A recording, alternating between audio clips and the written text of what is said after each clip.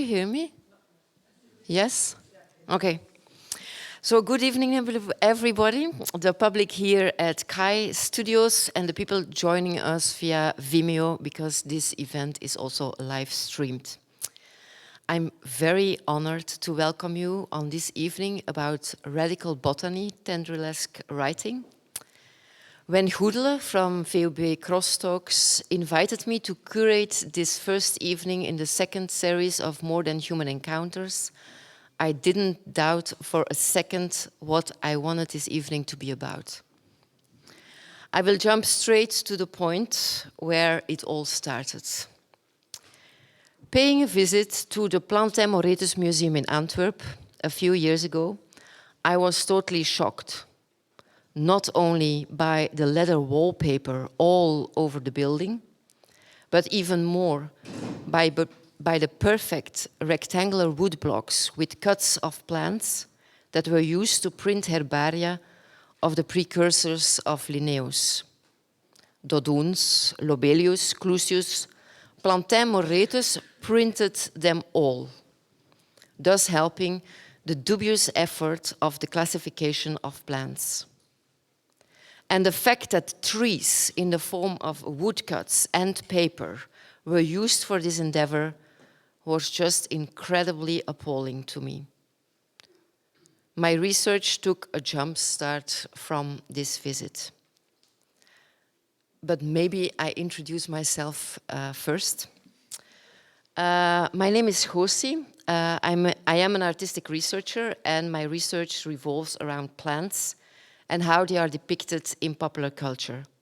I watch and I read a lot of horror, sci-fi, fantasy, in which plants play a leading role. And from there, I try to unravel the political ideas that underpin the notion of nature. As an artistic researcher, I frame myself as a sick detective. The sick detective is a hyper-feverish figure, an assemblage of different entities exceeding classification. It is a monstrous figure, a figure that does not consider the symptoms of sickness as indicators of health, but as phenomena that reveal what happens in the environment. She's in constant search for new terminology to talk about permeability between the environment and her body. She's looked upon as sick or crazy, but the intertwining of her body and the landscape she's moving through enhances her understanding of the world. And that makes her a top-notch detective for these changing times. She's at her best when she unleashes the alliances in the assemblage that she embodies.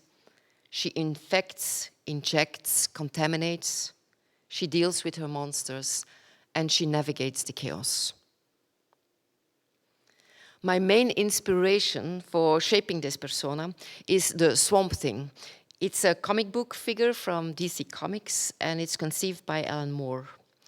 The second inspiration is Ghostbird. It's the protagonist in Jeff Vandermeer's Southern Reach trilogy.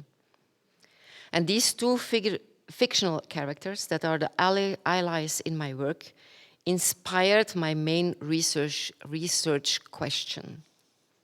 And that is, what if I stop talking or writing? My artistic research is rather text-based. What if I stop talking or writing about plants and let them invade my body and speak through me? What will happen to my research, to my position as a researcher, to my use of language as a tool for research, if vines enter my flesh and roots crawl through my veins, when I become a hybrid plant woman? What happens if I let plants speak through me, and what kinds of new languages and new worlds can emerge from there? The contributions of the speakers of tonight will dive into these questions and reflect upon them from a feminist perspective. There will be a keynote lecture from Natania Meeker and Antónia Szabari. Natania Meeker is an associate professor of French and comparative literature at the University of Southern California. Her interest includes feminist theory, the history of materialism, and 18th century literature and philosophy. Antónia Szabari has written essays on the public sphere, early modern diplomacy, the history of botany, plant horror, and vegetal ontology. Her writings probe the power of fiction to think about society and the environment, preferably together. And together, Antónia and Natania wrote a wonderful, eye-opening book with the title Radical Botany. Now, in parallel with the efforts of Linnaeus and his precursors, the genre of radical botany sprang to life in about the same period. It's a body of literature and films that explores the possibility of unleashing the speculative energies of plants to envision new worlds and new futures by conjuring them as allies.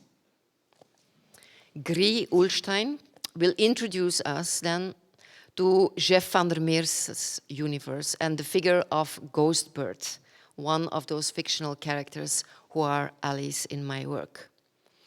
The reason why I'm so interested in Van der Meer, well, his universe shows us the dense intertwining between landscape and the written word. Ghost Bird operates in a world that is written. The story is a contaminating agent.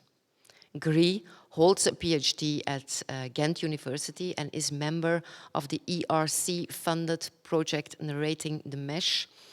Gry is particularly interested in how contemporary weird narratives represent ecological crisis, and lately her work has centered on monsters, agency, uncertainty, and radical hope in the Anthropocene.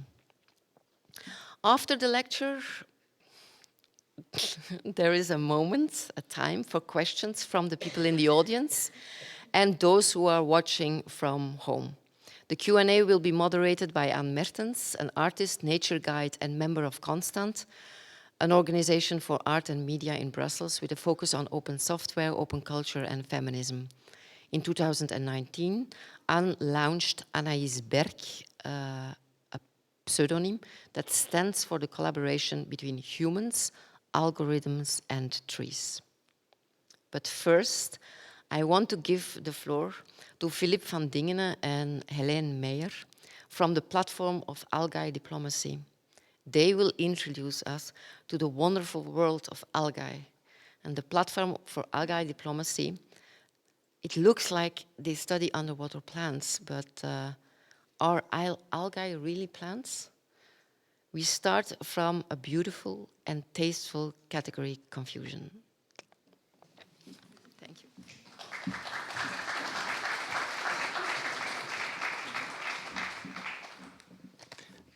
Good evening. Thank you, Gosie. Thank you, Goedele, to invite us. We are the platform for algae diplomacy. And yeah, the algae diplomacy is basically based on play and a lot of play in our diplomacy. But before, we are inspired by Isabella Abbott, and Isabella Abbott is the first Hawaiian botanist who received a PhD on the Californian University. And I'm going to quote Di Cirio to introduce a little bit the work of Isabella Abbott. Learning from her mother and aunties about how to identify, collect and cook native Hawaiian seaweed from Maui's intertidal zone, Abbott grew up loving local species such as Limukala. Limukala is a sargassum type of seaweed. Limakala, Abbott would explain, is probably the most important seaweed in Hawaii. People eat it, turtles eat it, and kala means to forgive. It is used in purification ceremonies like the Ho'oponopono, the Hawaiian reconciliation process. And the reason we are very inspired by Isabella Abbott is because she learned a lot of local seaweed knowledge just on the shore with her aunts, but also she was the first woman who could really merge these two worlds of classification of Linnaeus and all this together with her indigenous knowledge from Hawaii. And while we are working on our projects, always this local knowledge is very important for us. We were invited in Ireland, where we organized the Algae Summit in 2017. And actually it was a summit where we invited on an abandoned island 25 artists, environmental philosophers, people from the Green Party, local harvesters, seaweed activists, and a lot of artists working with food and with plants as well. And actually it was towards an inclusion of seaweed rights and seaweed spirits, this whole gathering. And because in Europe at that moment there was still no regulations on sea plants or seaweed actually. Europe is always strong in for managing everything on forestry, taking control of fishing quota, but there is a completely open free zone on sea plants and algae. And so this was actually why we start with people in Ireland, where the Irish state sold 3 licenses on a Canadian multinational to harvest seaweed on a very big scale, on a mechanical level. And so there our interests start to grow. And when we were invited in the Finistère, in Île-de-Molène, it was for another residency. The same actually, because Île-de-Molène, or Mer d'Iroise, has the biggest seaweed fields in Europe. And it's all mechanical harvested, and they use it for different types in the industry. You have already used today a couple of varieties of seaweed in your toothpaste, in some puddings, in some food that you eat, in all your makeup that you're using, and in different types of that you are using the seaweed. And when I was in Île-de-Molène on a small island, and I was actually talking with the mayor of the island on traditions of seaweed and local, the traditional customs of seaweed. And I asked him, like, do you eat seaweed with the French culinary tradition? I asked him, like, very sincerely, like, do you really eat seaweed? And he was like, no, on mange pas le goumon. Le goumon, c'est in Brittany the word for seaweed. He said, no, we don't eat it. Même le mouton, il mange pas le goumon. Donc, he was really convinced, like, no, we don't eat it. And even the animals here on the island, they don't eat the seaweed. And a little bit later, I met an older woman, and she told me, like, yeah, but when we were a kid, the rest pieces of the goumon, so the goumon was used to transport to the mainland, to make soda out of it, and for a lot of different reasons. And so they were like, we use this small rest pieces, and we collect them of the Irish moss, or this goumon, and it's a small red algae. And they used it actually, their mothers, they were cooking milk with it, and then you have like a natural gelatin, and this is a traditional a dish, or a traditional recipe from the Finistère. And tonight we will serve you also this kind of recipes, and we have different things that we brought with us. Mostly when we do residencies, or we collect stories and we collect recipes or traditions from all over the world, what they actually do with seaweed. And that's also for us like this kind of sharing food as a kind of social bonding. Normally our setting is a little bit different because people are invited to just dwell around this kind of subtropic or subaquatic landscape that we have here, all filled and stuffed with some nice recipes of seaweed. Normally people are invited, and you see it's also to awaken a little bit your curiosity, to come, to sniff, to feel, to eat. Some is like behaving like a shrimp, the other is a crab or more a shark, and it's like grabbing everything. And that's the way we, humans are also eating and actually sharing this experience. Tonight, we have to shift because of the setting. While you can listening the rest of the evening, we will serve you a little bit of all these kind of seaweed experiences. And actually also we invite you to take a seaweed bath. We have here, yeah, look. If you really want, you can come, and this is the Fucus serratus. Fucus serratus, you see the jelly. I will not put the microphone on it because they don't like it. So you see this kind of gel is really regenerative for your skin. So I encourage you to come, to take out your shoes, and I feel this is really good. If you can put a little bit on your face. You don't need L'Oreal, you don't need this kind of Fourcher. So, so I invite you actually to come. It's the whole night here, so people can come and take a seaweed bath, because it's actually also thinking of this choreographical condition of the seaweed and the whole constellation of the lunar phase.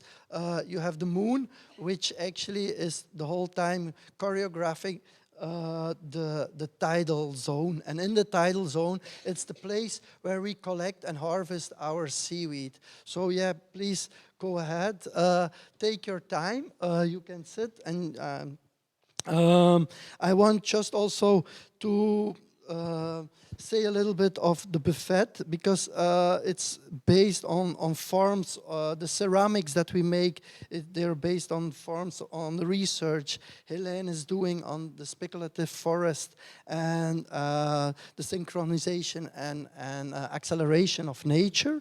And the next step is actually what we also learn in the Finisterre, like burning seaweed. If you have dried seaweed, you can burn it, and from the ashes we will make our own émail in the next steps actually. I think I will show you just, I'm gonna make like just a dish, and after we will serve you a little bit of it. So we have a little bit of sea spaghetti. It's a salad that we made, a salad of sea spaghetti with a vinaigrette. And there is also a focaccia.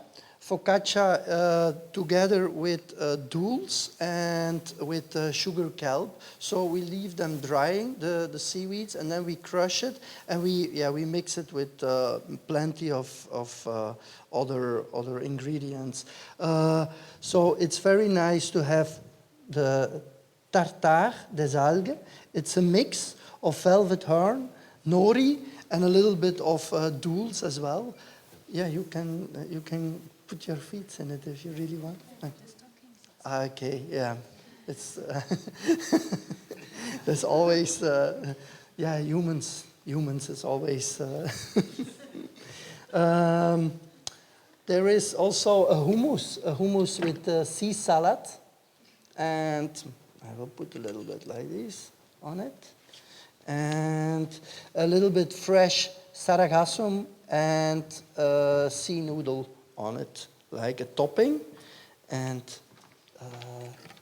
some dry nori. And so I'm gonna give you. Thank you so much. s'il vous plaît. So we will, while you enjoying the rest of the evening, we will just serve you the first dish. We have this is a salty dish. And after we have still the flan gourmand, and it's based on milk with red algae with Irish moss or le gourmand, together with a little bit of vanilla flavor. So I will now give the floor to the next speaker, who you see how she's shining because she took just a bath of.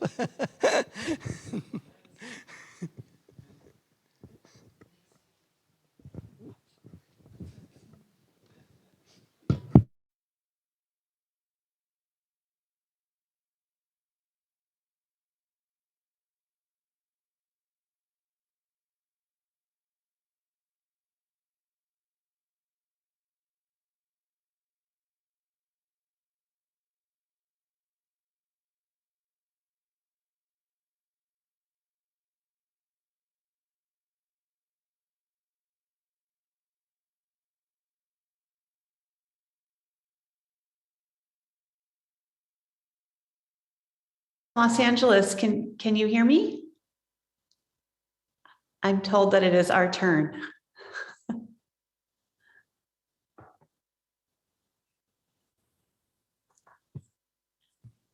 Am I audible to the audience? Can you hear us? Someone say something into a mic so she can hear. Is there anyone that can talk to that into a mic? Hello. Hello, can you hear us? Yes, we hear you and we see you. Okay, great. Greetings from Los Angeles.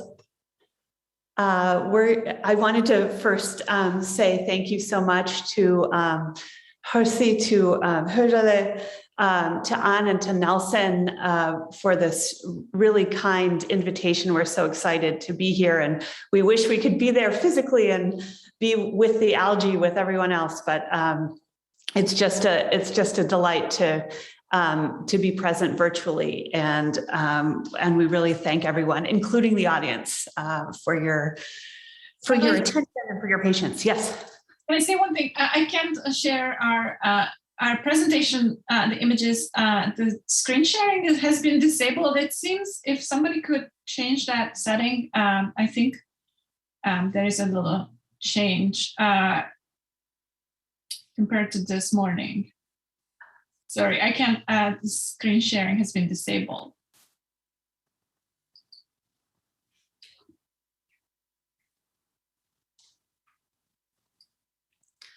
So while we're getting the slides up, I'm Natania, and Antónia, my colleague, will be doing the slides for the first part of our presentation. I'm going to speak for the first part, and then we'll switch off. Antónia will speak, and then I'll come back for the very last part for just a moment to say our conclusions. So that's going to be the order of things. And our presentation will last for about 20 minutes. So I'll just let Antónia get the slides going. I'm sorry, my computer is old and clunky here. I think it should be working now. Okay. There we go.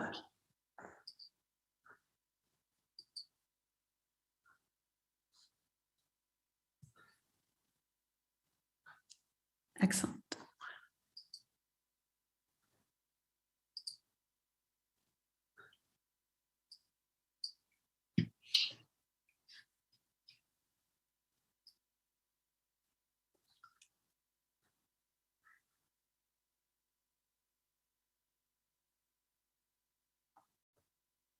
Okay, great. I'm going to start. I can only see Antónia, so if there's a problem with my audio, if somebody in Brussels could let me know, because I can't see the audience or the presenters any longer in Brussels.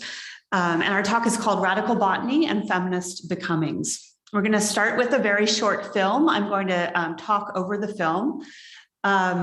Alice Guy Blachet's short, La Fée aux Choux, is sometimes described as the world's first narrative film. In it, we see a fairy picking babies out of a cabbage field in a whimsical yet slightly unsettling visual realization of the popular French legend of babies being born dans les choux, or in a cabbage patch. Guy Blaché is perhaps the first woman film director, and she went on to become Gaumond's head of production and later the co-founder of the Solax Studios in New York. Her focus was on narrative cinema, often with an emphasis on marriage, social relations, and the critique of social norms. In a different vein, and some 20 years later, French director Germaine Dulac, whose work Antónia is showing right now, made the short experimental film Thèmes et Variations in 1928. Dulac would go on to work for Gaumond herself as the director of the newsreel department. Unlike Guy Blaché's short, Dulac's film is non-narrative, with an emphasis on formal and generic innovation. She intercuts images from scientific time-lapse photography of plants, of a bean germinating, with those of a dancer's body. And here you can see a tendril-esque hand that will morph into the germinating bean plant. The two films have something in common. They both traffic in the analogy, whether as a matter of proverb or form, between vegetal and human bodies. And they both center women in this analogy, suggesting a connection between femininity and vegetal life. In our talk today, we would like to explore this connection as a mode of what we are calling radical botany, an engagement with plant life that prioritizes the plant in its specific powers and capacities. The woman-plant entanglement is a key aspect of modern feminist speculative fiction, just as it is present in the birth of feminist film. We do not think this is a coincidence. In these narratives and films, there is a recognition of the plant not as a passive and ornamental object, but as a specific form of life that is animate, vital, and active. The non-human habits and impulses of plants as life forms, represented in very different ways in Guy Blaché's and Dulac's work, clearly hold potential for a feminist re-envisioning of the social order and for a feminist critique of human norms. At the same time, however, plants are not innocent or neutral in the power that they possess. As we discuss in our book, Radical Botany, the turn to plants as a way of making sense of and reimagining sex, desire, and gender is emphatically not new, and it is not only modern. Instead, this conjunction, bringing together critiques of sexual norms with theories of vegetality, is already apparent in works of literature, philosophy, and, yes, botany, dating from the 17th century on. Second, and this point follows from the first, while plants are often considered as standing outside of modernity, the counter or antidote to economic, political, and social systems that exploit and manipulate them, plants are also active participants in modernity. If we are going to work toward new solutions to some of the many problems with which modernity presents us, including racialized capitalist modes of extraction and oppression, we need to be careful to understand the way in which vegetal life is active in, indeed, it functions as a model for some of the defining structures of this modernity, even as its radical difference from humans allows us to speculate about other forms that life, including social and sexual life, might take. In short, turning to the plant as a feminist figure, we also need to think carefully about the redeployment of the plant in feminist contexts, whether past or present, since plant life carries with it an ambivalent legacy. Plants are both objects and subjects, both immersed in human life and indifferent to it, both stimulating for humans and detached from the institutions that seek to generate and channel human pleasures. Keeping this doubleness in mind, we need to recognize the importance of the plant for a history of feminist speculation, but we cannot afford to forget the function of the plant as a key figure of biopolitics, a life form that can be shaped, molded, harvested, and cultivated to serve terrible human ends. We see this function begin to take shape in the philosophy and literature of the European Enlightenment. Eventually, as modern feminism gathers steam, early women's speculative fiction will return to the plant as an impetus for rethinking gendered norms, while at the same time consolidating racist hierarchies. Later feminist authors will come back to the plant once again to rework its connection to both progressive gender ideologies and white supremacist social projects. Plants do not save us from ourselves, even as they have long allowed feminist authors critical purchase on normative social arrangements.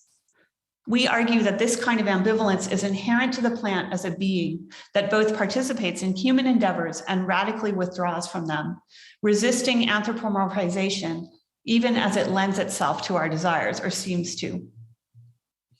Plants are tightly bound up in both feminist critiques of modernity and in the norms at which these critiques take aim. But first, some history. In the 18th century, the human-plant analogy gains currency as a way of representing how humans need to be manipulated and formed in order to participate in society. In French author Jean-Jacques Rousseau's famous opening to his pedagogical treatise, Émile, from 1762, the young child is compared to a young shrub. He writes, "Plants are shaped by cultivation and men by education."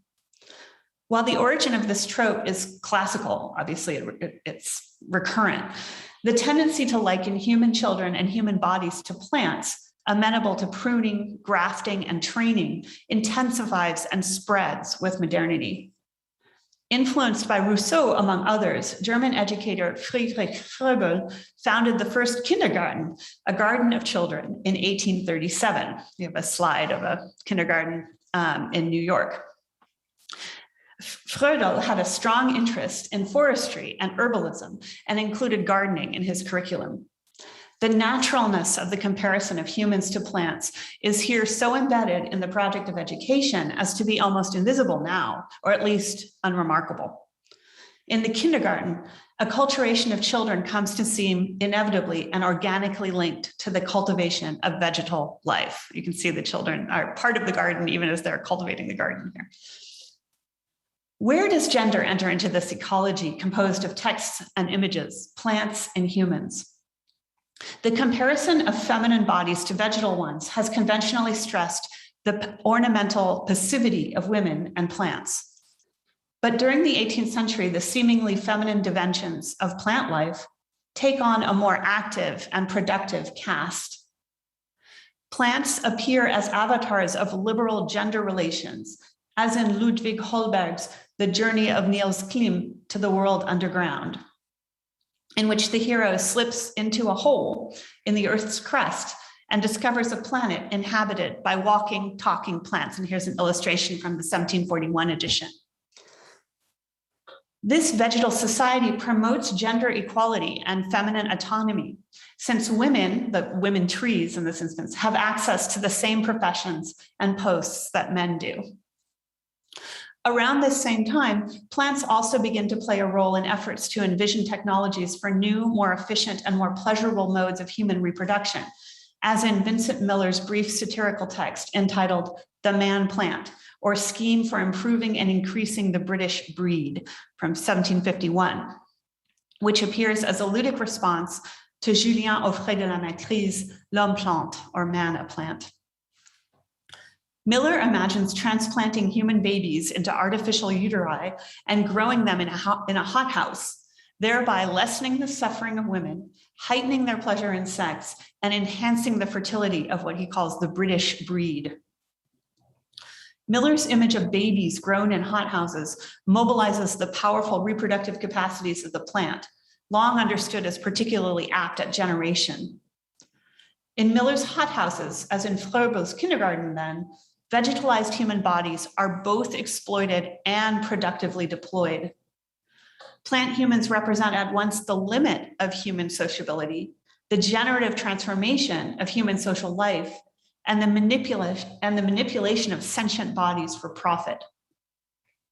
This is a conjunction that will be of interest to feminists and women creative artists like the filmmakers Guy Blaché and Dulac, but will also inspire writers of speculative fiction, including Charlotte Perkins Gilman, Anne Richter, Belgian author, Ursula K. Le Guin, Han Kang, Sharnush Parsipour, Octavia Butler, and Jenny Hval. So this is a global feminist movement or tradition. Let us say some more about this specifically feminist literary history, in which we see the ambivalent function of the plant magnified. In the early 20th century in the United States, Charlotte Perkins Gilman undertakes a reworking of vegetal life as offering a possible exit from patriarchal oppression with her utopian feminist novel, Herland. You can see a cover from this is a 70s edition. The women of Herland cultivate their society as if it were a garden. At the same time, their own way of life resembles that of plants. Their parthenogenic mode of reproduction, their collectivism, even their withdrawal from the outside world, all suggest a mode of life that is vegetal in both its active and its passive dimensions. But Gilman's vision of plant power is explicitly made to operate in the service of white women's social and political agency. The Herlanders speak consistently of the purity of their race, and they exclude from their society the tribal people who live around them. Here too, the history of plant power tracks and intersects with that of modernity more broadly, with all of its contradictions and violence.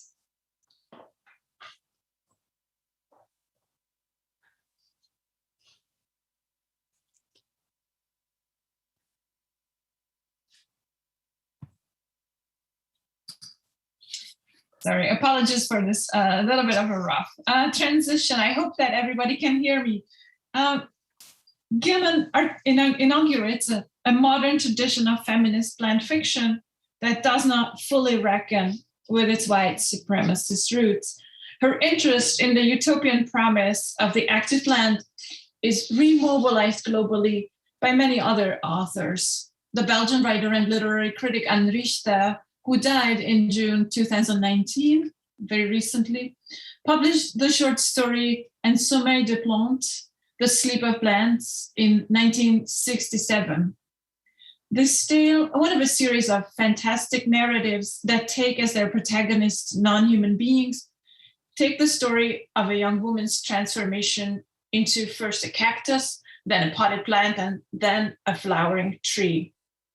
The Sleep of Plants concludes with what might be called an unlikely moment of apotheosis, with the heroine Anya fully transformed as tree and planted in the backyard of the young man who was once her fiancé, presiding over the family life that she had rejected. Yet Richter's story does not shy away from the potentially horrifying social effects that the heroine's transformation entails. Becoming plant for Anya is both an act of feminist resistance, finding herself outside the family, in nature, and a withdrawal that is not without its ridiculous and disturbing aspects. The very first sentence of the story, "She lived like a plant," could be heard by readers as referring to a state of pathological inactivity or complete submission or madness, not liberal feminist emancipation. In her embrace of what initially appears to be the absolute passivity of a vegetable, the heroine succeeds in angering and terrifying those who expect her to defer to patriarchal norms. In this sense, Becoming Plant in Richter's tale is an exploration of what it might mean to retreat fully from human life in a radical refusal of society. It resembles then madness, albeit a gradual, acquired and passive madness, rather than one that demands acknowledgement or recognition. As she gradually takes on the attributes of a plant, Anya does not so much embody a new ethical relationship to herself or others, as she does a retreat from ethical choice or decision-making as such. She simply remains without physical needs beyond water and sunlight, unmoored from the bonds of language and obligation. The English translation goes, "She furled her leaves, lived on nothing. She was like a cactus, skin tender behind protecting needles, needing little water and light to live." End of quote. Anya transformed herself into not just any plant, but a domestic potted plant, mundane and ignored. But in Anya's very refusal to move lies a kind of creative power. I quote Richter here. She decided to fall silent and in silence animate the world. Therein lies the political and speculative significance of the story, the metamorphosis of a stubborn young woman from fiancée to tree compels a series of alterations in her, in family life, in structures of kinship that are as momentous as they are quiet. In The Sleep of Plants, Richter moves into a fantastical and speculative mode in which a human might fully manifest and inhabit the growth of a plant, and thus also cease to exist as a woman defined in reference to her status as daughter or bride. In Richter's story, Anya's becoming plant consists in animating the world by becoming still. For example, by repeating the same words for hours on end until they lose meaning, by aimlessly watching a spider, or putting herself in a pot and refusing to eat food intended for human consumption. Her stillness, her vegetal growth, together represent a line of flight, an infinitesimal possibility of escape, as in the speculations or speculative philosophy of Gilles Deleuze and Félix Guattari, that radically alters the world. But it is also, notably, a flight into stillness, disconnection and disengagement. Se transformer sans se perdre, finding nature or the wild inside oneself, is how An Richter defines the female fantastic, le fantastique féminin. But it is also that Richter's Anya indicates possibilities inherent in feminist speculative fiction and speculative media to critique and thwart biopolitical and colonizing world building, for which, as Natania has shown, plants have also served as models. In her stillness, Anya foils the world-making projects that strive to universalize specific exclusive subjectivities, even as Richter's specific aim here is the life of the patriarchy inside consumerist capitalism. The plant that grows in Anya is also a copy without an original, having no actual seeds from which it sprouts, except through metaphors and images provided in writing. As such, becoming plant in Richter's work resembles the performance of gender, femininity, as plant, as described famously in the classic work Simone de Beauvoir's 1949 book, Le Deuxième Sexe, and repeated in Judith Butler's 1990 Gender Trouble, the latter of which, echoing the former's claim that one is not born but becomes a woman, definitely seals gender as repetition, copy without an original. In this sense, the plant of Richter's Sleep of Plants is both a post-structuralist and post-botanical plant.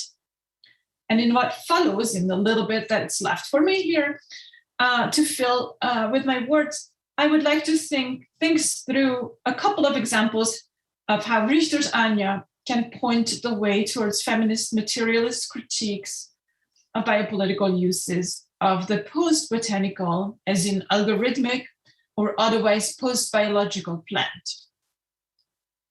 So I'm moving a little bit away from actual gardens here. Under late capitalism, humans take on vegetal qualities, but plants are revealed to be more like us than we imagined. Plants, we know, calculate their starch use with algorithms, and thus function in ways that invoke the workings of the stock market, which also uses algorithms to direct the flows of capital. Plants' atelic growth, to cite the philosopher Jeffrey Nealon, seems to hold the promise of new technologies with which to manage living and non-living flows on the planet.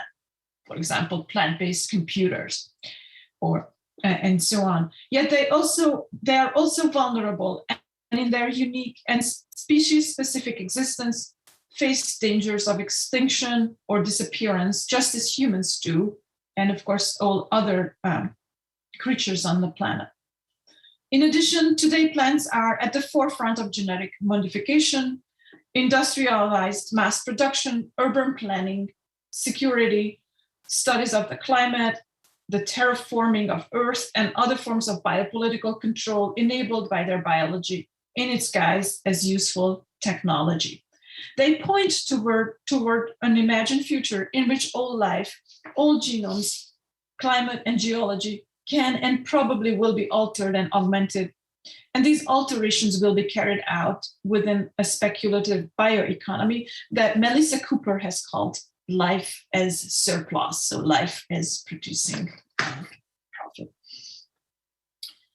In their simultaneous power and vulnerability, plants resemble us. Yet we cannot, once again, in that too, they resemble us, yet we cannot unproblematically identify with them. Beyond, I cite, beyond the human wilderness spins narratives of vegetal growth, viral multiplication, dynamic systems of non-human exchange. Notes very recently Jack Halberstam in his book Wild Things, suggesting that the algorithmic post-botanical growth of plants is the model for the open-ended nature of subjectivity, for performative, generative ways of being, wild and yet to be seen desires to come. But I would like to pause to reflect on the open-ended, indeed wild potential of performative subjectivity and hark back to Anya's stillness, so ambivalent and a little troubling, maybe a little mad. In the turn to the plant, in spite of the incessant world-making of both modern liberal humanists and the post-human kind, the latter exemplified by Halberstam's Queer Wild, but also by Gilman's Herlanders, a feminist gesture that is marked by ambivalence and, in Donna Haraway's term, trouble.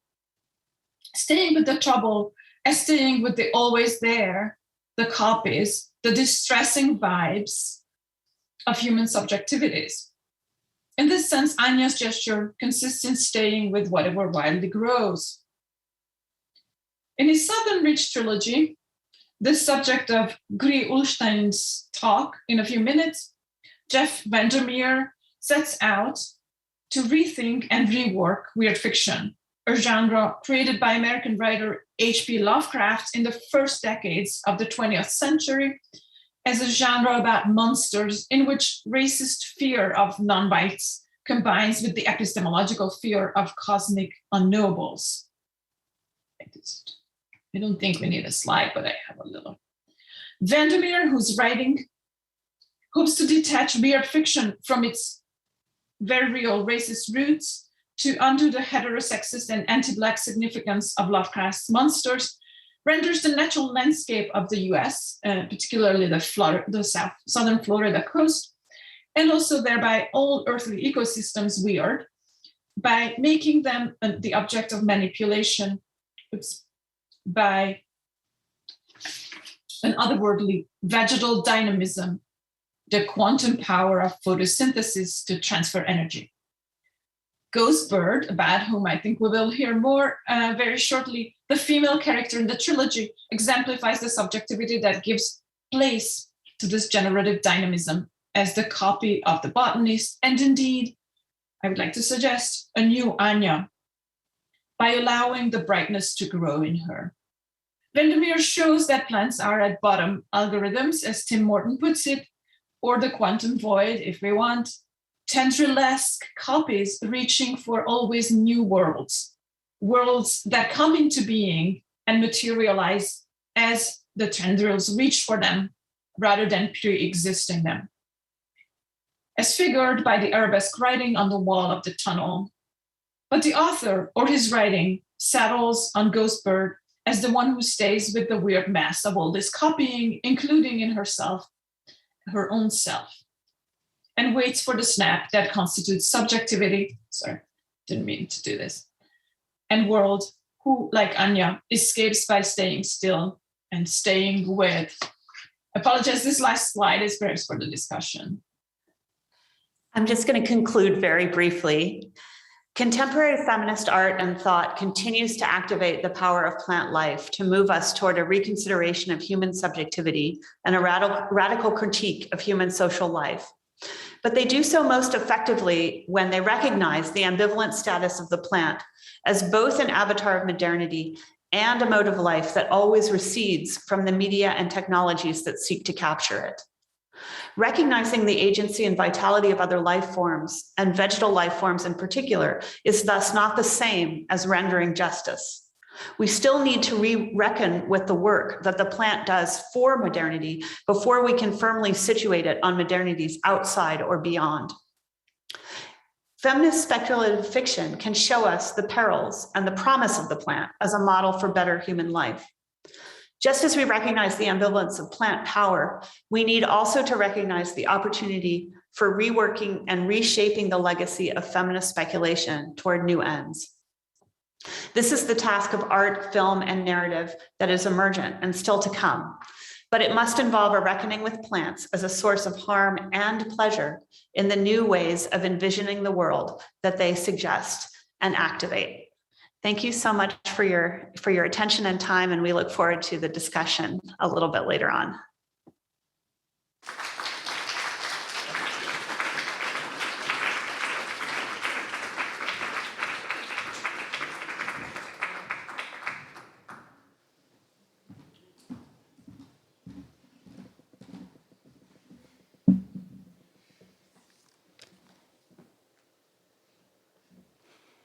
Hi, everyone. Thanks so much to the organizers. Thanks to Natania and Antónia. Thanks to Filip and Hélène. Thanks to the algae that made my feet very soft before my talk. I am going to talk to you today about weird stuff. My talk is titled The Brightness Growing Within Area X's Vegetal Becomings. But before I delve into Area X further, I would like to draw your attention to the photo behind me on my title slide, which is taken of me in the redwood forest in Northern California. And this was an experience that really left an impression with me. It's very powerful, more than human encounter, if you will. So all of the pictures that I am using in my slides today will be from that trip. Not because they have any kind of connection or explicit connection with the trilogy I'll be discussing, but because I hope that these pictures will resonate with you and awaken your imaginations and maybe pull some or make some tendril-esque connections between the trilogy and our wonderful world. All right. First of all, the core of my talk is going to be Area X, which is a mysterious zone and arguably the main character of Jeff Vandermeer's Southern Reach trilogy. Now, the Southern Reach is an imaginary institute, a government research institute situated outside of this Area X. And they've been trying for years to send in expeditions to figure out what Area X wants, what its purposes are, whether it's possible to communicate with it, and most importantly, whether it's dangerous for humans. They haven't been able to figure out that much over 30 years of research. But what they do know is that Area X is slowly and more quickly in the end expanding. And everywhere it touches, it changes everything. So, as readers, we enter into Annihilation, the first book of the trilogy. And we enter with a research team of only women, a biologist, psychologist, an anthropologist, and a surveyor. And this is rendered through the eyes of the biologist, who is also called Ghost Bird. And in the course of the trilogy, the two other books are called Authority and Acceptance. The Southern Reach Institute's efforts become more and more obsolete, and their interventions into Area X stop. And Area X's intervention or takeover of the world begins. But before we delve even deeper into this tendril-esque, mysterious space of Area X, I would like to say a few words on genre. The trilogy can be classified as speculative fiction, which is a very broad umbrella term for all kinds of different fictions. So you have post-apocalyptic fiction that speculates about the future scenarios in order to critique the present. Then you have fiction that creates alternative pasts in order to critique history. You also have fantasy, of course, which is set on different worlds entirely. And then you have fiction that is set closer to the present, but where details are changed, where technologies are different, where politics are slightly different, often changed by some kind of magic or supernatural force, or indeed nature is different. Nature behaves in a way that it doesn't usually. And this is where we're at with Area X, as we will see. But more commonly, as Antónia and Natania just mentioned, the trilogy is discussed as weird fiction, which is what I will be referring to today. You may have heard or may come across other terms like plant horror, eco-horror, ecological uncanny, and none of these are wrong, but they are just used to help talk about this trilogy. But I'm going to stick to weird fiction, also known as the weird. And as Antónia and Natania just mentioned, the weird can be defined very roughly as those fictions that are interested in our deepest and darkest anxieties about being human. Typically, these anxieties take the shapes of big aliens or big monsters, or smaller details, smaller insidious details that creep up on the humans and the human world and challenge humans' ways of seeing the world. They threaten natural laws. They actually threaten all the concepts, all the ontologies and epistemologies that humans use to make sense of the world. And that is, more than anything, the core of the weird. We're not supposed to, as readers, necessarily understand the processes that goes on in weird fiction. We're supposed to rather engage with the discomfort that comes from the anxieties that are produced. All right. Area X is full of such anxieties. Area X is basically a weird ecosystem that is trying to take over Earth. And I'm going to try to briefly explain, for those of you who have not read the book, how this comes to be. So Area X seems to be a kind of alien seed that has somehow planted itself into the Earth. And at the center of Area X, there is this structure, this tunneling structure that goes into the ground. And from this epicenter, Area X keeps growing and growing and growing and trying to take over the Earth and trying to remodel the Earth. Because Area X has the power to manipulate the genome. It can alter DNA. It can make human, animal, plant hybrids. It can move energy across space-time. So it's this massive being that is threatening to take over the Earth. It's very obvious then that this is a case of radical botany. Right? But it is also, and Natania and Antónia also mentioned this, a case of radical weird.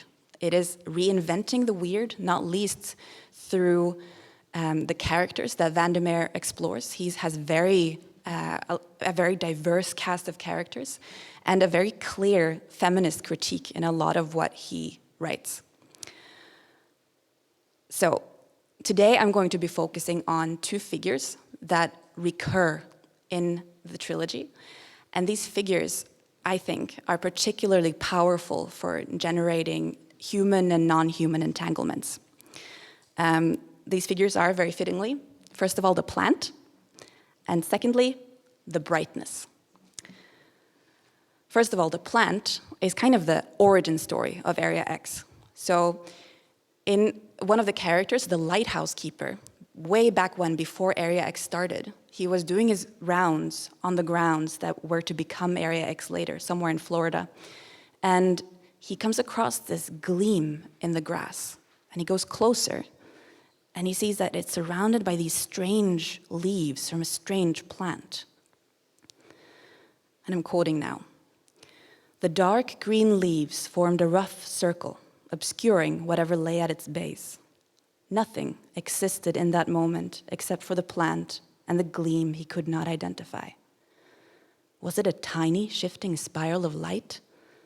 He felt a sliver enter his thumb. So here, Saul Evans, the lighthouse keeper, is actually becoming infected with what is to become Area X. Because this gleam, this sliver entering his thumb, seems to call something else to it. Maybe from outer space. It seems to be something alien. So in the next slide, we hear Saul Evans In the center of the light that had come storming down, an image had appeared, a pattern that he recognized. The 8 leaves of the strange plant, each one like another spiraling step down into oblivion. So this is where Saul Evans starts his serious transformation, and he becomes entangled with the epicenter of Area X. So just to go back to this epicenter, it consists of a structure that tunnels down into the earth. And Saul, here, recognizing the plant that infected him, he becomes a creature that the characters in the trilogy refer to as the crawler, very evocatively. Now, the crawler is obsessively writing sentences on the walls of this structure, on and on and on in cycles. And these sentences consist not of inorganic matter, but of tiny hand-shaped creatures that sway gently like a forest on the sea bottom. They're some kind of fungus form, and they emit a radiant light. And anyone who come into contact with them get infected with Area X. So Saul Evans, the lighthouse keeper, is inextricably linked to these changes. He becomes the vessel, the catalyst for the changes that are going on. And he reflects back on the plant. It was just a tiny thing, a splinter, and yet it was as large as entire worlds, and he was never going to understand it, even as it took him over. This is a very typical image of weird fiction, also more traditional weird fiction, something small, seemingly insignificant that takes hold of you, takes over your body and your mind. And the plant pops up several times throughout the trilogy. For instance, the old director of the Southern Reach Institute, Gloria, she goes across the border into Area X, and she brings back a plant with her for examination and research. But this plant doesn't seem to want to behave like regular plants. The plant will not die. That cutting, you could chop it up into 6 tiny pieces, put those in a measuring cup, sprinkle it on a steak for seasoning, and in theory, it would grow inside of you, eventually burst forth, seeking sunlight. This is also a very powerful, visceral image, right, of the plant taking over Gloria's body. Similarly to Saul, except Gloria is here just imagining that this strange plant that won't die, no matter what she does to it, has the ability to take over her body. But it is actually a forecast of what is about to happen. Gloria will die eventually inside of Area X, completely shredded through by plant structures from Area X. The plant also haunts the new director of the Southern Reach Institute, Control, his nickname, which is kind of ironic, because he's sent there to fix the mess of the Southern Reach, super secret American intelligence. But spoiler alert, he fails massively. Control, just like Saul and just like Gloria, he becomes infected with Area X through the plant that he inherits from the former director. And he is drawn to this epicenter of Area X that spirals into the ground. And at some point, he tries to go all the way to the bottom of the epicenter to sort of get to the bottom of what is going on. But he's so close to becoming something entirely else that he never manages to solve the mystery. He no longer knew whether he was still even a sliver of human by the time he painfully, nauseated, crawling now, or was he loping? Came down the most ancient of steps of stairs to the blinding white light at the bottom shaped like the immortal plant. So again, he recognizes this shape of the plant in this structure that is trying to colonize and take over, terraform the earth. So obviously this plant is not really a plant. It's more like Area X is disguising itself as a plant to get close to life forms and infect them with its purpose. And you might think right now that this all sounds pretty scary and unsettling and not very generative or of hope or whatever. But if you've paid close attention to the slides, you will also see that the plant is often accompanied by an intense light. There's light to these transformations. And so we get to the brightness.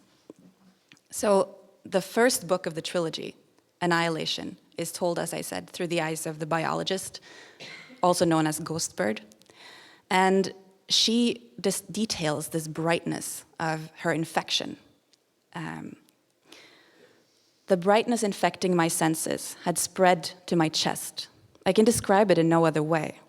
Internally, there was a brightness in me, a kind of prickling energy and anticipation that pushed hard against my lack of sleep. So the brightness is basically what characters feel as they're being infected and becoming transformed into something more than human by Area X. But it's also a kind of signal that coerces the characters into coming closer to the epicenter or perform the tasks of Area X. I actually, when reading this trilogy, I constantly think of this fungus, you may know it, called cordyceps, that infects ants, and then it takes over the ants' bodies or brains and moves the ant up on tree branches or high up for the ant to clamp down, and then the fungus grows out of the ant's body and spreads its spores. That's kind of what happens to the humans in Area X. But this brightness takes over the characters, as I said, and the biologist at some point is drawn back to the epicenter of Area X, and she wants to find the crawler that used to be Saul Evans, and she wants to figure out what is going on. She kind of fails too. She manages to find the crawler, but it doesn't get any less weird for her. Instead, the brightness becomes so powerful that she can hardly bear it.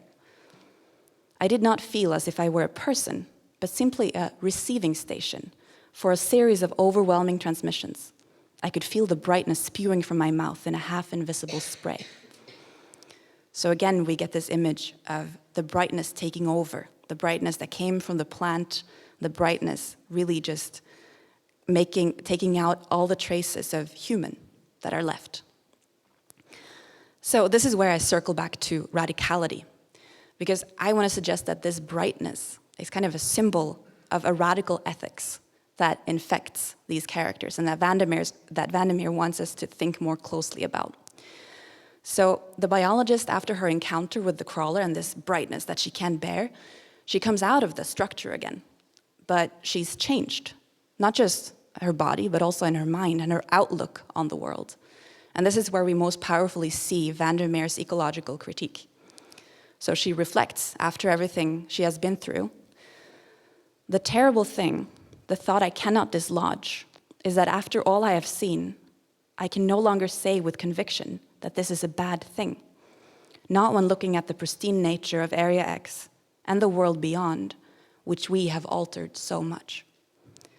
And this is where I stop with the question that Vandermeer poses through the biologist. He invites readers to take this ethical position of, is it possible and is it ethically okay to hope for and imagine a world after humans have been eradicated by something like Area X, a world maybe dominated by tendril-esque fungi and plants? And I'm going to leave that question open for our discussion. Thank you.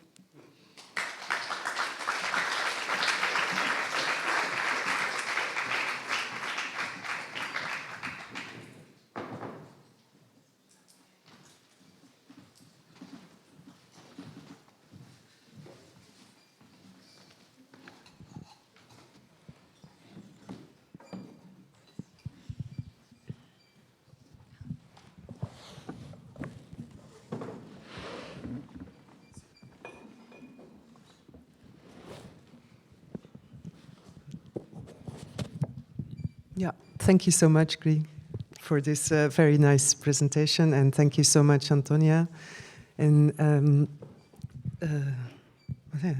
Natania. Thank you. Thank you so much, everyone, for being here. Thank you for the nice snacks. I will shortly introduce myself again. It was a question by Gosie who invited me tonight. Thanks, Gosie. because my questions will not be the, let's say, common questions of a moderator, I'm very much biased. So we have some more than human presence here. It's very nice. Sorry about this. My cats are hungry, I think. Great cats. Yeah, so I'll introduce myself briefly again.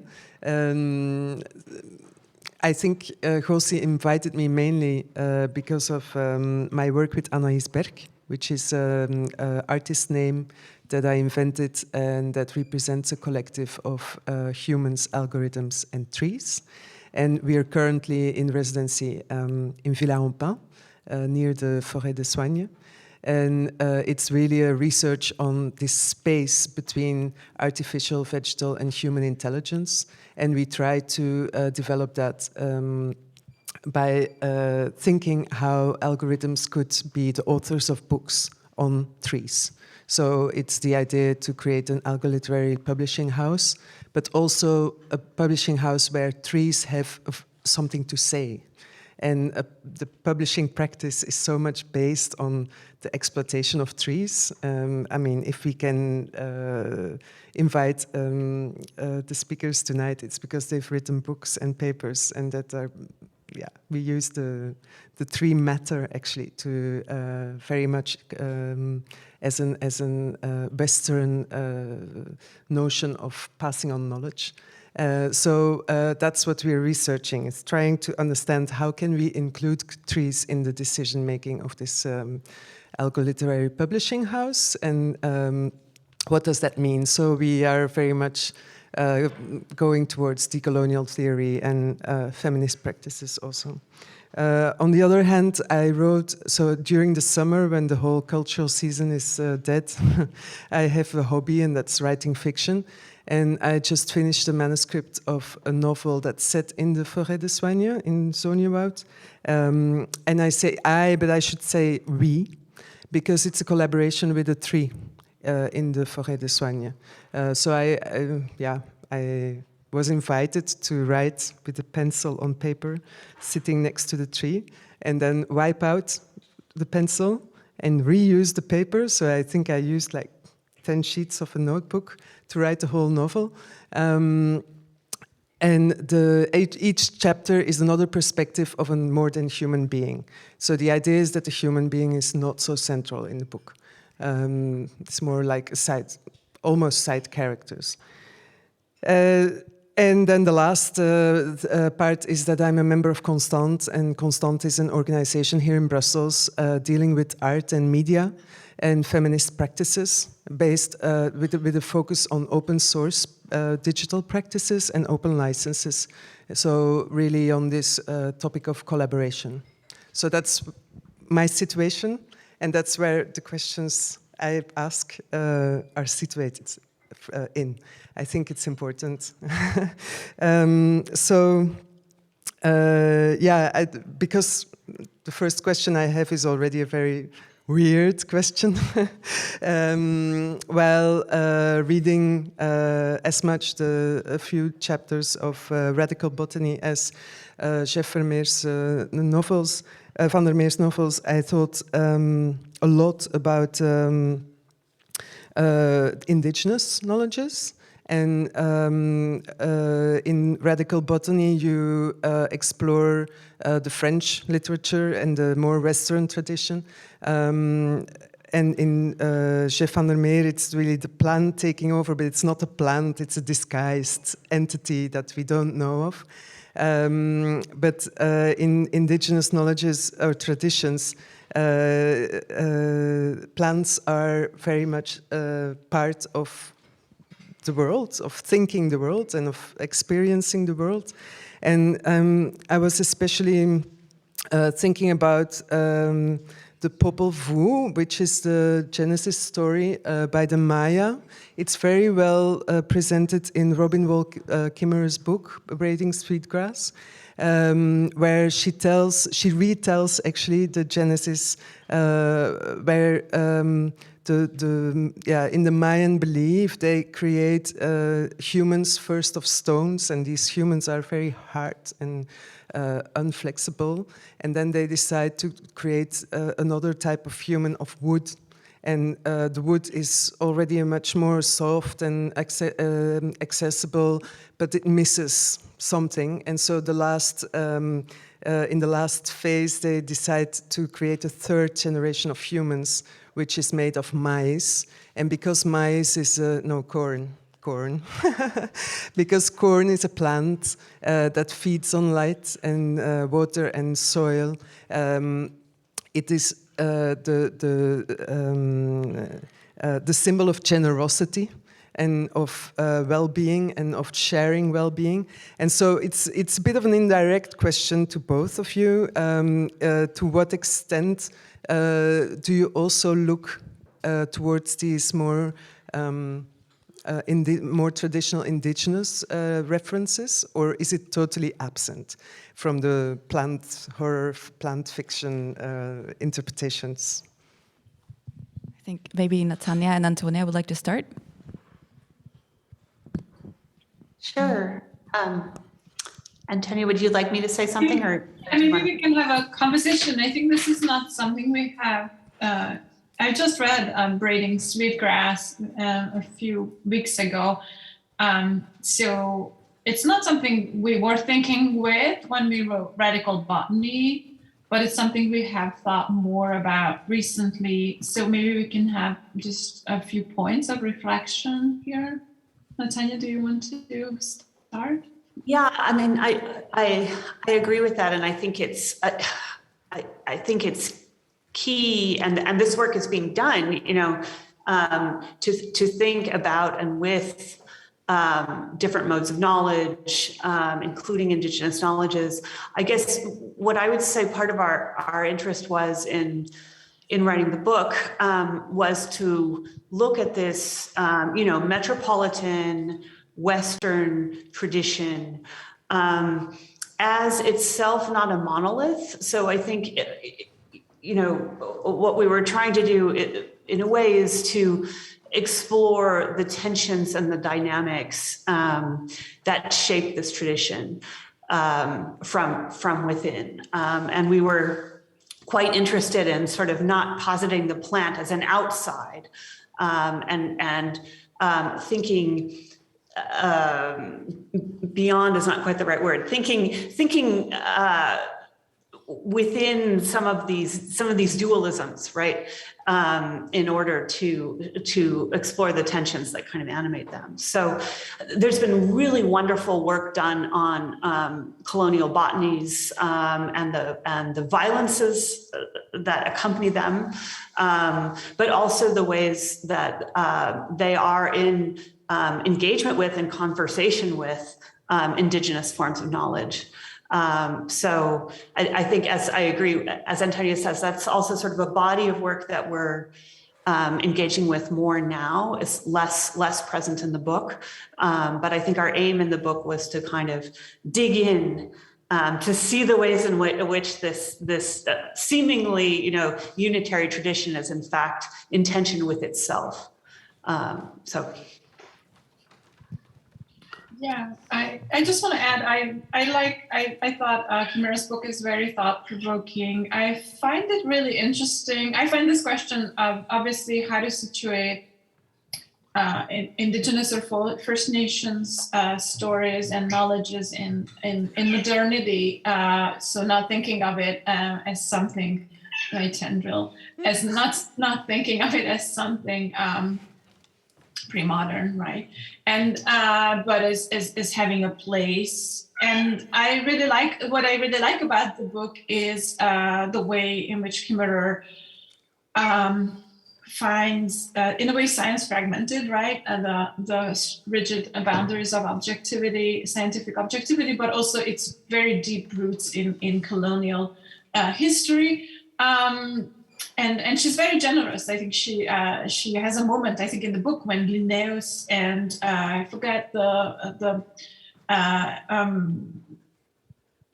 indigenous hero, mythic hero of Nana Borja, I think, are walking and collecting and herborizing, collecting plants together and naming them, which obviously is a speculative fiction because one of them was the father of colonial botany, right, and created a very racist Sistema Naturae, and the other is an indigenous hero.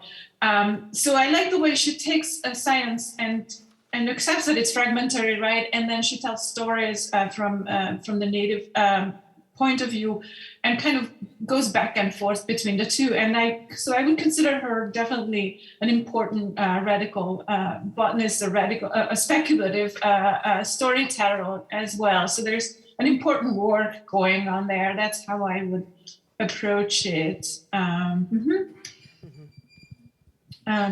Yeah. Thank you. All right. Yeah. I mean, the question about indigenous knowledge is something that has haunted me actually in my years of doing a PhD. I'm now done with my dissertation. But the weird, as we've addressed already, is typically a genre that is kind of governed by white, male, British, and American authors. And that is something that has annoyed me deeply. And I have, in my dissertation, tried to stretch the definition of weird or try to show how there are other authors who might be included into the weird, who, such as Alexis Wright, an Aboriginal writer she wrote the Swan book, and I included that book in my corpus, kind of hesitantly at first, because there are issues with including an indigenous book into a corpus full of, white male authors. You can't just do that without carefully contextualizing it. But I think that produced some productive dialogues, and I think that's definitely something that we should all keep doing. Yeah. In the meantime, thank you. In the meantime, I would like to invite the audience also to think of questions, and there's people online who might have questions. I think one of the first questions that came online was, what does tendrilesque mean? And I saw there was a discussion online about what it possibly means, but I think you're the best positioned people to maybe answer that question. Yeah. I mean, I can try. To me, tendrilesque has something very visceral about it. It's bodily. It's a little bit disgusting. It's like tendrils. It has something that can be stretched out, and it has something that, can maybe poke through bodies. I think roots are tendrilesque. I think the structure of the rhizome is tendrilesque. There's something about, creatures other than humans tend to be quite tendrilesque in different ways, and especially plants. Yeah. So I think to me, it's that something visceral, something that invites this kind of gross experience with plants rather than looking at plants from the outside. Could I Go ahead. jump in there? Yeah. Yeah. I just wanted to kind of add to that the relationship between the tendril and the arabesque, which we see really clearly in Dulac's film, right, where the dancer's body takes the form of an arabesque. There's an arabesque dance. And then that form is kind of morphs into the tendril of the bean. And the arabesque, I think, it has its origins in, or the way in which it kind of moves into plant fiction is through Orientalism, 19th century Orientalism. But it's taken as a kind of formal quality, right? It has this infinite formal proliferation that it does. So it kind of combines that visceral that visceral effect that you're speaking of with this idea of an endless form and something that is nothing but form in a way. And I think we found in Dulac that it's very powerful to see the way in which the feminine body, the plant, and then the machine all kind of collapse into this tendril arabesque, right? The different kind of modes of being, the organic and the inorganic, the gendered and the seemingly without gender, right? They all kind of merge into this tendril-esque production that the bean is doing. So I just wanted to kind of develop that a little bit as well. Mm-hmm. Thank you. So there's a question from the audience, I understand. Yeah. Something else. Can I say something about the 10? Yes. Okay. We review. No, we rewind a little. Yes. I think that's a really great question. I think I also wanted to add something. So I was always fascinated. The tendrils are the parts of the plants that I use to reach out for something, right? Usually some kind of support. And at least for me, I know that plants have a world, a kind of Umwelt, but that they don't know that the wall that they're reaching for or the tree they're reaching for is there, right? And it's only there in the moment. They're reaching for it, but it's only there in the moment when they reach it. And so for me, that's what I was trying to emphasize in my talk. That's also the potential of the plant for world making. And a kind of colonizing, right? The way in which plants have colonized this planet and have created life on it. And that I think appears also in Vandermeer's fiction, that this strange, weird plant, which I think is a plant, but it's not a plant as we know it. It's a kind of quantum process of light and energy transfer. Colonizes our ecosystem in a way, and of course the fiction leaves it it is pretty terrifying, but it's also, as you say, as you very well walked us through, a new ethical, the potential for a new world, an ethical world. So I think all that is in the tendril for me, and the very careful ethical considerations that this world making provides. And for me, it's very important to have a kind of feminist angle on the world making power of plants or algorithms for that matter. Yeah, thank you. So this is very much a question coming from your slide of Misha Cardenas. I don't know if you were wanting to cite her work specifically, but even if not so, I think this question is still very relevant. How do you see botany and plants existing outside of traditional narratives of procreation and reproduction as a blueprint for queer child rearing and reproduction? And is there a way for us to model our genetic reproduction outside of the heteronormative spaces based off of how plants procreate and regenerate?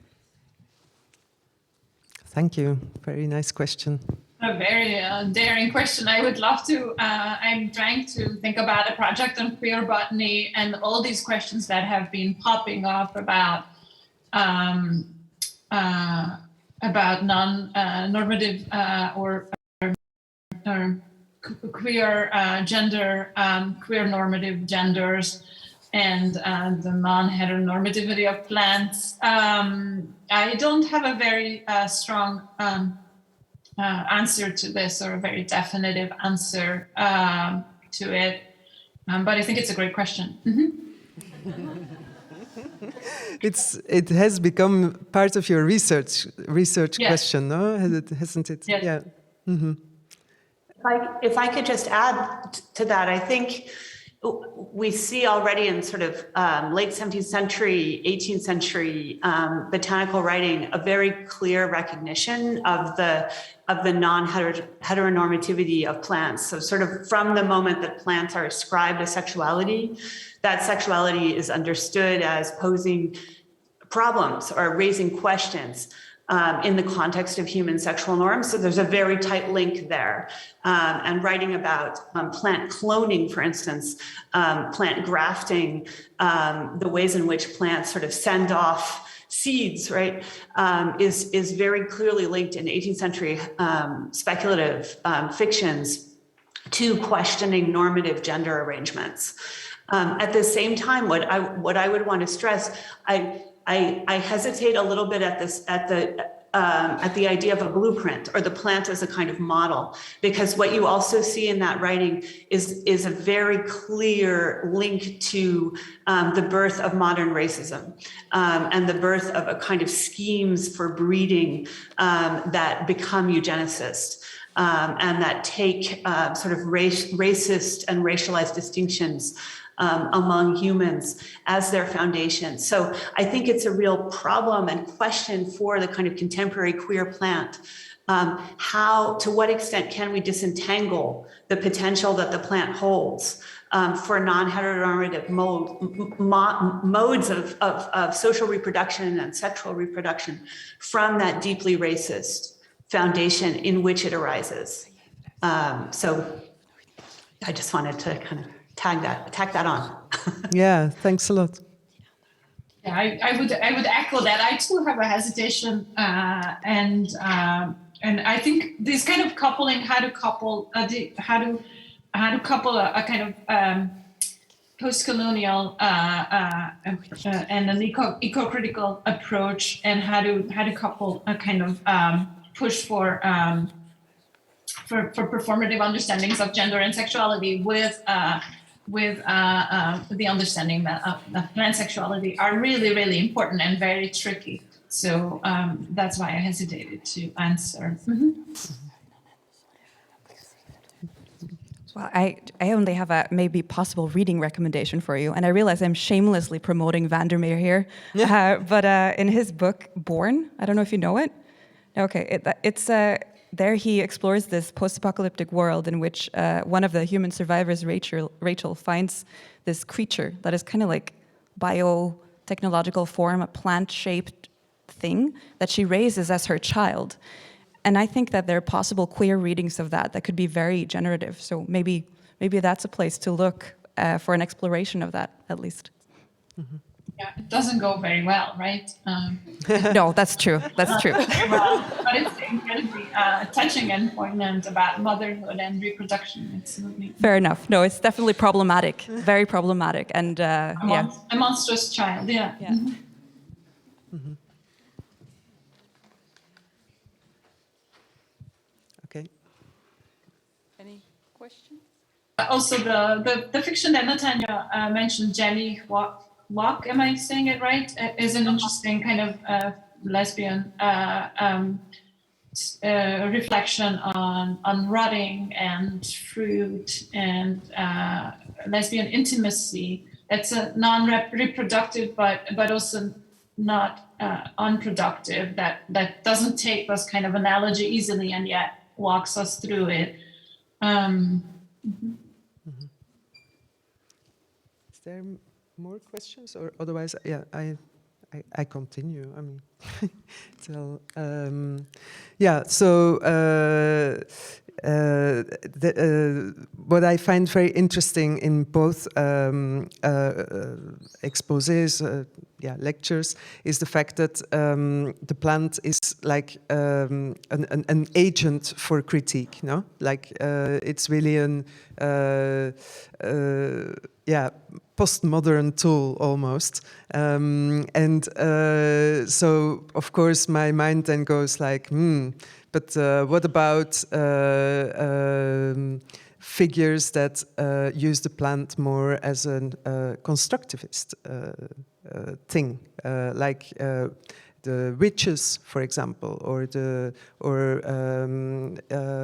more yeah, Le Guin is actually also a good example of a writer who takes elements from botany and natural science and then transforms them or sets them as elements in a human society that functions totally differently with, for example, another type of mating with temporary partners and not like the kind of heterosexual family nucleus. So that's where, yeah, I don't know. Do you have any thoughts on this, on where maybe the readings or the authors you propose, where they, where they could be? I mean, I all the time I hear this kind of the critique as well as the hope, no, in all the stories, but the hope is still less present than the critique. I have the impression. Yeah. So. I think that's true. I think the hope that is present in this new reinvented weird that is popping up or has been popping up for a couple of decades is also a radical hope. It is a hope that is very difficult to position ourselves in, I think, because it almost always includes a hope for the world after us, right? And I think that is not a self-evident ethical position taking to take or to take part in, especially since, you know, the effects of the ecological disaster, they hit people differently, and we have different levels of responsibility for it. So the idea of hoping for something after humanity, all of humanity, strikes me as almost potentially problematic and unethical, right, for that reason. But I don't know if that was a very, like, a tangent to your question. I just latched onto the hope, but... No, great, yeah. Great. It's a kind of more abstract hope, yeah. But maybe we can all become plants, or we can all become witches, inducing and exducing plants or something. Like, that's how I see it. But yeah, maybe let's go to Los Angeles. Well, I think there is a parallel between the kind of post-structuralist notion of gender and sexuality, right, as a kind of copy without an origin, that Judith Butler's brilliant idea that really has made everybody's minds explode, and in the 1990s. But that is also a kind of open-ended process, right? I think Jack Halberstam's book, The Wild, precisely takes that through kind of a fascination with the wild and our fascination with the transformativity of desire. So I think the question about new kinds of reproductive rights and reproductive modalities goes into that direction of the wild. I just hope that we also think about it, and I think that's also at the risk of trivializing it a little bit. I think that's the question of feminism is always to think about vulnerability in that process too, because I think there is also always the risk of a kind of world building and colonialism involved in any kind of project like that, and I think plants actually remind us of that as well, as we were trying to say. So one of the questions we asked in Radical Botany is, for example, what would have happened if, Deleuze and Guattari would have read not Kafka but, say, An Mertens, a different kind of a line of flight, right? A very different line of flight, which kind of inhabits those gaps between the copies, right? Which is also vegetal growth in a certain way. So. I think that's where we are now post this book, and yeah, indeed thinking about the question of analogies between plant sexuality and human sexuality. And Natania and I, we are also working on early modern Europe, so we are thinking also about the early modern iterations, as Natania mentioned, but also about all these questions. Just maybe cautioning a little bit about the analogies. Thank you. I think there is a powerful, there's a powerful strand which within feminist speculative fiction that does, link the plant to a certain kind of hopeful world building. So there is that sort of, potentially colonial project that you see in this tradition of feminist speculative fiction. I think, in addition to the vulnerability of the plant being of interest to Antónia and me, I think it's also the indifference of the plant that's challenging and powerful as a mode of thinking about hope, perhaps in a slightly lighter fashion, in a way that is always a little bit hesitant about its world-making powers, I guess. And I'd want to add too, how do we think about those world-making powers? How do we think about that world building in forms that are not the utopian fiction, or in forms that are not the philosophical treatise? For instance, what kind of hope does the image of the dancer bring, if it does bring such hope? What kind of hope is available to us in a lyric poem, a feminist lyric, for instance? So these projects that are fragmentary, these projects that are momentary and they're ephemeral, can we think about a sort of a lighter, more vulnerable, in certain ways more indifferent hopefulness, I guess, that would emerge from those forms too. That's quite beautiful, an indifferent hopefulness. Thank you very much. With these words, I will unfortunately have to close up our discussion because the time has passed. And I would like to thank you enormously, Gry, Natania, Antónia, Gosie Vervloessem, our algae experts, I hope, and of course the audience present here in Key Theatre, the technicians who have done a wonderful job of online and offline recording and transmission, and then also all the people online. Thanks a lot for your attention, and let's continue talking in other dimensions, other weird modes. Yeah. Also from my part, thank you all.